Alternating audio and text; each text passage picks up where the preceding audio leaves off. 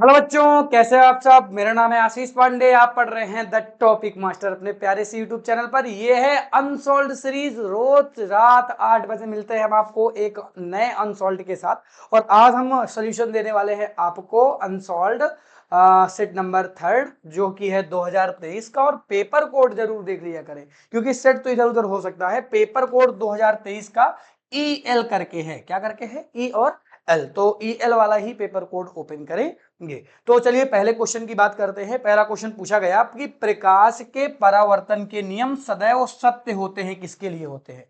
केवल अवतल दर्पण के लिए, केवल उत्तल दर्पण के लिए, केवल समतल दर्पण के लिए, या इनमें से सभी। तो देखो, जब हमने आपको परावर्तन पढ़ाया था तब हमने ये तो नहीं बताया कि परावर्तन के अपवाद होते हैं। कहीं अपवाद पढ़ा है क्या? नहीं पढ़ा ना। तो ये तीनों के लिए सत्य होते हैं। किसके लिए? इसके लिए भी, इसके लिए भी और इसके लिए भी। तीनों के लिए सत्य होते हैं। अपवाद आपने अवतल मतलब कि क्या है, परावर्तन के नहीं पढ़े हैं। ओके, ठीक है। आ जाओ, अगला क्वेश्चन है, किसी वस्तु का आवर्धित काल्पनिक प्रतिबिंब बनता है।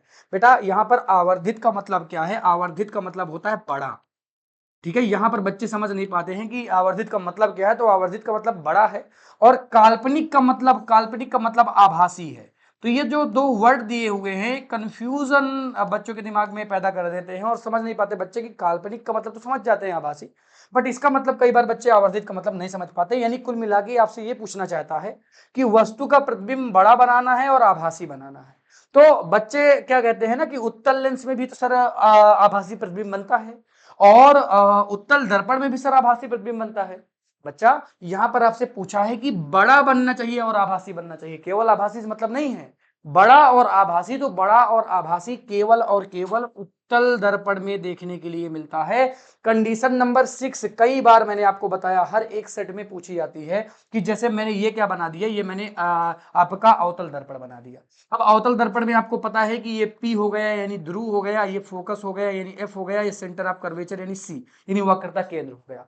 अगर आप वस्तु को कहां पे रखेंगे, P और F के बीच में रखेंगे, तो इसका प्रतिबिंब सीधा बनेगा, वास्तव क्या आभासी बनेगा, और वस्तु से बड़ा बनेगा। ये इसका प्रतिबिंब हो जाएगी। छठी नंबर की कंडीशन है, 6th कंडीशन है ये।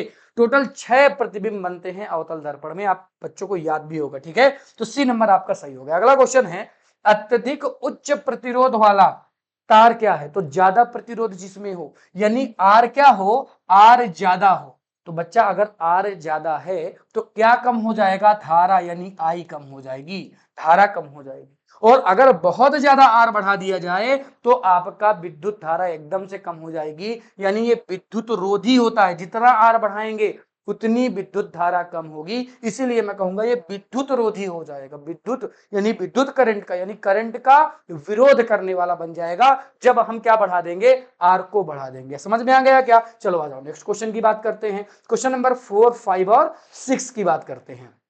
पूछा गया आपसे, विद्युत शक्ति की यूनिट है। तो विद्युत शक्ति यानी P, विद्युत शक्ति को किससे पढ़ाया गया बच्चा आप लोगों को? P से। P के 3 फॉर्मूले मैंने बताए थे, और सभी का मात्रक क्या होता है? वॉट होता है। क्या होता है? वॉट। इसको हम W से इंडिकेट करते हैं, W से लिखते हैं। पता है? हाँ ठीक है सर, ये पता है हमें। चलो आ जाओ आगे बढ़ते हैं। पूछा गया, किसी विद्युत केतली में प्रवाहित धारा 3 गुना कर दी जाए तो केतली में उत्पन्न ऊष्मा कितनी हो जाएगी? तो सब बच्चों को एक चीज पता होगी, सर ऊष्मा का फार्मूला हमने जो पढ़ा है वो होता है H = I²RT। यहां पर जो पूछा जा रहा है वो धारा और H के बीच में पूछा जा रहा है। यानी धारा अनुक्रमानुपाती होती है I² के। अगर I को आपने 3 रख दिया है तो 3 का स्क्वायर हो जाएगा 9, यानी कि आपकी ऊष्मा 9 गुना बढ़ जाएगी। ऑप्शन नंबर देख लो कौन सा है जिसमें 9 गुना लिखा हो। 9 गुनी ऑप्शन नंबर C हो जाएगा। बोलो समझ में आ गया? कॉन्सेप्ट मैंने बता दिया बेटा, कॉन्सेप्ट मैंने बता दिया है। नेक्स्ट क्वेश्चन है, एक व्यक्ति दूर स्थित वस्तुओं को स्पष्ट तौर से देखने में असमर्थ है।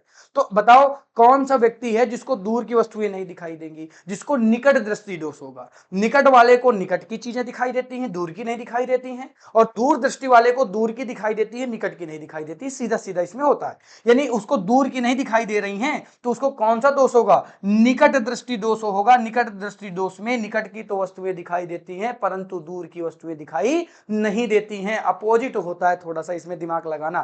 ठीक है, चलो आ जाओ क्वेश्चन नंबर 7 की बात करते हैं। क्वेश्चन नंबर 8 की बात करते हैं। क्वेश्चन नंबर 7 में क्या पूछा गया है आपसे? क्वेश्चन नंबर 7 में आपसे पूछा गया है कि एक अवतल दर्पण किसी वस्तु का वास्तविक उल्टा और अत्यधिक छोटा प्रतिबिंब, अवतल दर्पण की बात कर रहा है, और अत्यधिक छोटा प्रतिबिंब कब बनाएगा? तो बच्चा 6 कंडीशन थी। तो जब उसको आप अनंत में रखेंगे, कहां पर रखेंगे, अनंत में।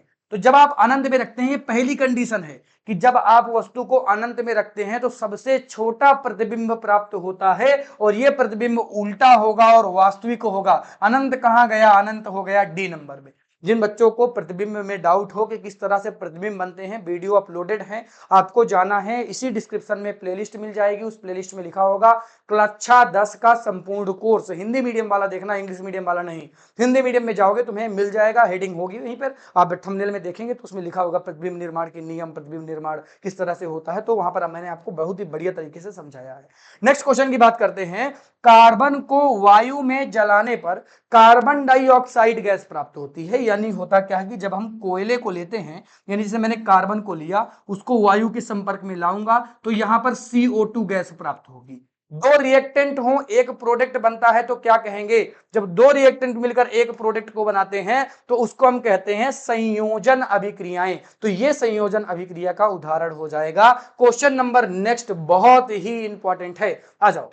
अभी ये आपके क्रियाकलाप से है, क्रियाकलाप मैंने करवा दिया है कि जब हम जिंक को सल्फ्यूरिक एसिड के साथ मिला देते हैं, यानी Zn को मिला दो किसके साथ, H2SO4 के साथ मिला दो, तो कौन सी गैस मुक्त होती है, मैंने आपको बताया था ZnSO4 बन जाएगा और हाइड्रोजन गैस मुक्त हो जाएगी। हाइड्रोजन गैस मुक्त हो जाएगी, तो यहां पर हाइड्रोजन गैस मुक्त होगी। सामान्य तापक्रम तथा दाब में द्रव्य के रूप में पाई जाने वाली उपधातु अधातु है, तो अधातु बेटा ब्रोमीन है, अपवाद लिखाया था मैंने। ब्रोमीन क्या है, किस में पाई जाती है, ये द्रव्य अवस्था में पाई जाती है। और अगर धातु पूछता तो क्या ऑप्शन होता, मरकरी ऐसी धातु है जो द्रव्य अवस्था में पाई जाती है। बोलो सही है क्या? चलो आ जाओ आगे पढ़ते हैं।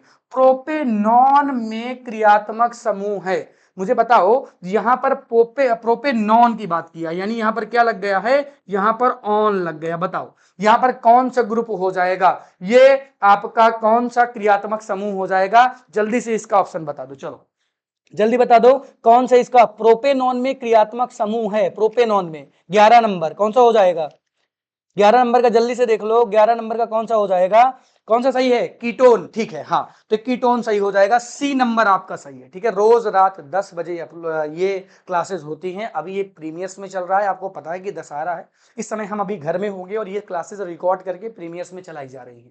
जैसे 13 तारीख आएगी, यानी कि दशहरा के बाद, यानी 13 तारीख से हम लाइव फिर से आने लगेंगे, प्रीमियर्स में है। हम ये चाहते हैं कि क्लासेस डिस्टर्ब ना हो, रोज रात 10 बजे हम क्लासेस आपको देते हैं, तो रोज रात 10 बजे हम क्लासेस दें। किसी भी बच्चे को कोई भी कंफ्यूजन हो, कमेंट डालेगा, उसमें मैं जरूर उसका आंसर दूंगा और बताऊंगा कि भैया यहाँ पर आपको इस चीज से कंफ्यूजन है या इसका कॉन्सेप्ट ये होगा। ठीक है, तो यहाँ पर प्रोपेनॉन पूछा है, तो जब नॉन लग जाए, मैंने बताया ऑन लग जाए, तो ये कीटोन ग्रुप होता है, C डबल बॉन्ड हो जाएगा, तो ये कीटोन वाला ग्रुप हो गया। सही है क्या? चलो ठीक है, आप क्रियात्मक समूह आपको याद भी होंगे, सभी बच्चों को याद होंगे, मैंने याद करवाया था। ठीक है, आ जाओ चलो बात करते हैं क्वेश्चन नंबर 12 की। क्वेश्चन नंबर 12 में क्या पूछा गया, ध्यान से देखेंगे सभी बच्चे। ठीक है, क्वेश्चन नंबर 12 में पूछा गया है कि इसमें आपको क्या करना है, चीजें सही मिलान करना है कुल मिला के। ठीक, चलो आ जाओ, देखो यहां पर लगा है एल्डिहाइड।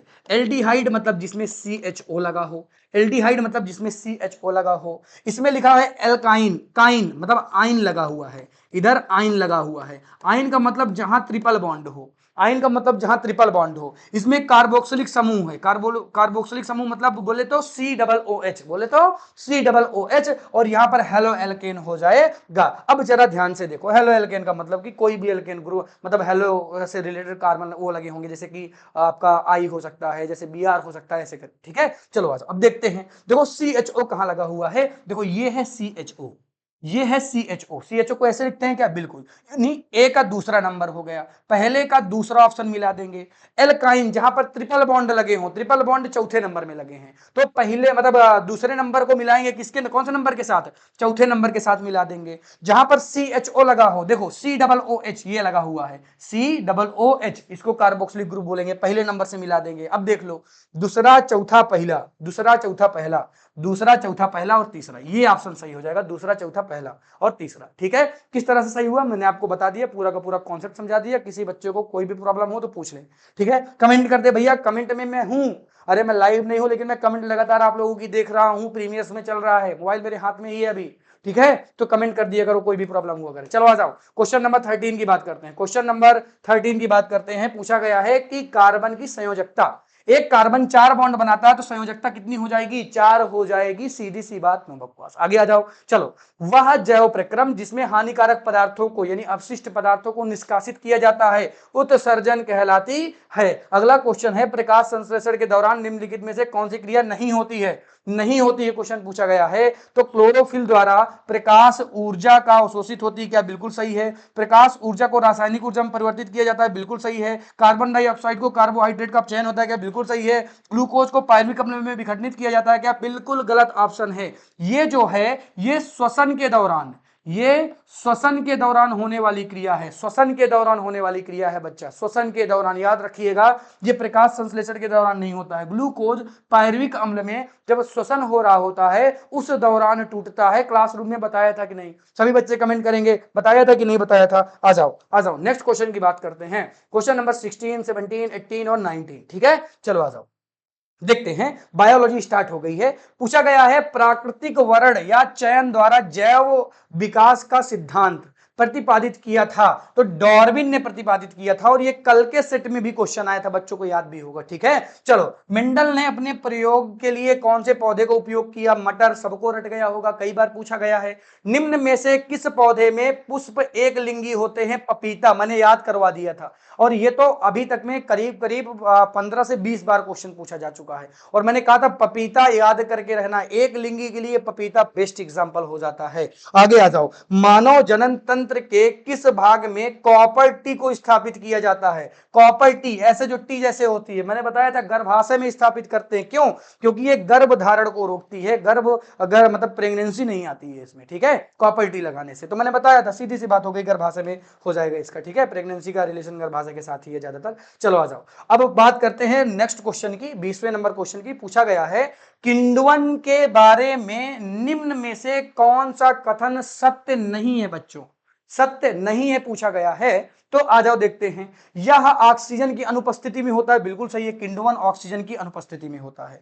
यह प्रक्रम समानता ईस्ट में होता है, बिल्कुल सही है, ईस्ट में होता है। इस क्रिया में पायरुविक या पायरुविक अम्ल CO2 एथेनॉल में परिवर्तित हो जाते हैं, ये भी बिल्कुल सही है, ये भी बिल्कुल सही है, ये भी सही है। तो ये गलत हो गया, और क्या, मतलब ऑप्शन नंबर डी हमारा सही हो जाएगा, ऑप्शन नंबर डी, क्योंकि गलत ही तो पूछा था इसमें।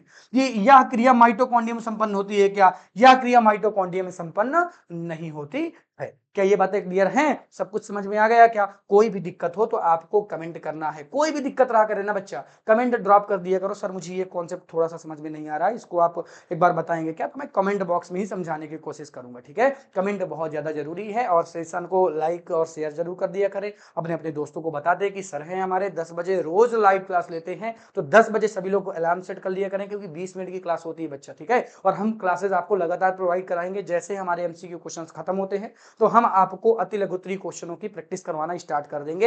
एग्जाम से पहले पूरी की पूरी अनसॉल्व्ड का सॉल्यूशन देना, ये हमारा प्रॉमिस है आपके साथ। ठीक है, thank you so much for watching, tata bye bye, good night.